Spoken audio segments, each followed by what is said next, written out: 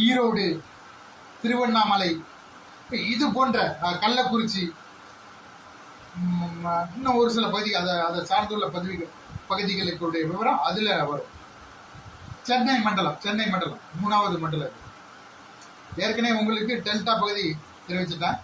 அப்புறம் கொங்கு மண்டலம் தெரிவிச்சாச்சு. அடுத்தது சென்னை மண்டலம். சென்னை மண்டலத்தில் எந்தெந்த பகுதி வருது? சென்னை, திருவள்ளூர் மாவட்டம், காஞ்சிபுரம், செங்கற்பட்டு, சிதம்பரம், ராணிப்பேட்டை, கடலூர், திண்டிவனம், பாண்டிச்சேரி, திருவள்ளூர் மாவட்டம்.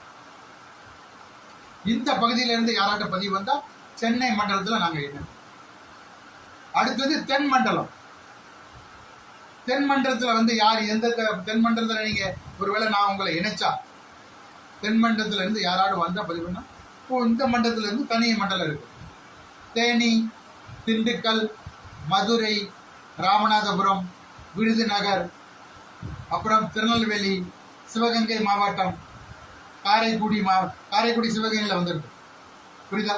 அப்புறம் திருநெல்வேலி, தூத்துக்குடி, தென்காசி, கன்னியாகுமரி, இந்த பகுதி மணமகள் விவரம் அதுல வரும்.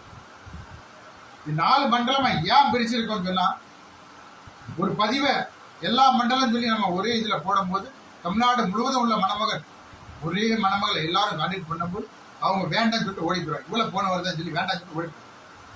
அதுக்கு தான் தனித்தனி மண்டலமா பிரிச்சு அந்த மண்டலத்துல கொஞ்சம் பேர் இருப்பீங்க, இந்த மண்டலத்துல கொஞ்சம். அப்போ ஒரு பதிவை நாம போடும்போது இப்போ ஒருவேளை சென்னை மண்டலத்துல ஒரு 30 பேர் இருக்காங்கன்னு வச்சுக்கோங்க. இந்த 30 பேருக்கு ஒரு நாம பதிவை அனுப்பும்போது அந்த 30 பேருக்கு பொருந்தாது. வயசுல அல்லது படிப்புல உயரத்துல ஏதாட்டும் பாகுபாடு இருக்கும்போது அதுல இருந்து ஒரு 4-5 பேர் கான்டாக்ட் பண்ணும்போது யாராட்டும்